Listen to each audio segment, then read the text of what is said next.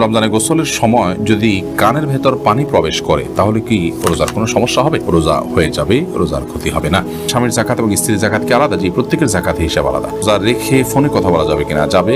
এরপরের প্রশ্ন হলো, রোজা অবস্থায় তেল, সুরমা, আতর ইত্যাদি ব্যবহার করলে, নখ বা চুল কাটলে কি রোজার কোনো ক্ষতি হবে?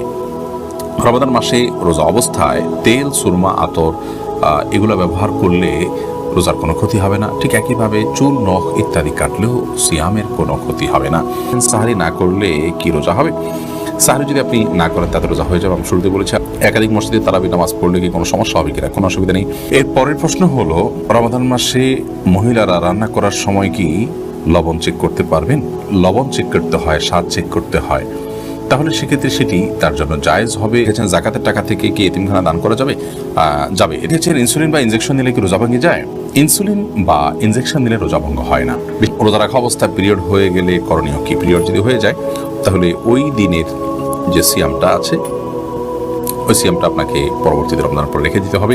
রোজা অবস্থায় বাচ্চাকে মায়ের দুধ খাওয়ানো যাবে কিনা? যাবে, কোনো অসুবিধা নেই। এফার মসজিদে 20 রাকাত তারাবির নামাজ হয়। আমি যদি 8 রাকাত করে চলে আসি তাহলে কোনো গুনাহ হবে কিনা? গুনাহ হবে না। গোসল ফরজ অবস্থায় গোসল না করে কি সাহরি খাওয়া যাবে?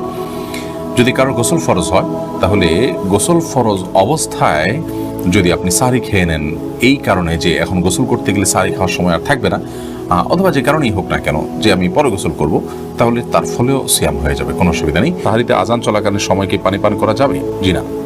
রোজা অবস্থায় টুথপেস্ট দিয়ে ব্রাশ করা যাবে কিনা? এটি মাকরুহ এবং অপছন্দনীয়। রোজা হয়ে যাবে।